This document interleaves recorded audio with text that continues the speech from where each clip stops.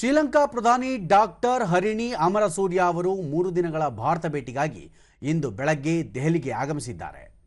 ಅಧಿಕಾರ ವಹಿಸಿಕೊಂಡ ನಂತರ ಅವರು ಇದೇ ಮೊದಲ ಬಾರಿಗೆ ಭಾರತ ಭೇಟಿ ಕೈಗೊಂಡಿದ್ದಾರೆ. ಈ ಭೇಟಿಯ ಸಮಯದಲ್ಲಿ ಅವರು ದ್ವಿಪಕ್ಷೀಯ ವಿಷಯಗಳ ಬಗ್ಗೆ ಚರ್ಚಿಸಲು ಭಾರತೀಯ ರಾಜಕೀಯ ನಾಯಕರನ್ನು ಭೇಟಿ ಮಾಡಲಿದ್ದಾರೆ. ದೆಹಲಿಯಲ್ಲಿ ನಡೆಯಲಿರುವ ಎನ್ಡಿಟಿವಿ ವಿಶ್ವ ಶೃಂಗಸಭೆ ಮತ್ತು ಚಿಂತನ್ ಸಂಶೋಧನಾ ಪ್ರತಿಷ್ಠಾನದಲ್ಲಿ ಡಾಕ್ಟರ್ ಅಮರಸೂರ್ಯ ಅವರು ಪ್ರಮುಖ ಭಾಷಣ ಮಾಡಲಿದ್ದಾರೆ ಎಂದು ವಿದೇಶಾಂಗ ಸಚಿವಾಲಯ ತಿಳಿಸಿದೆ.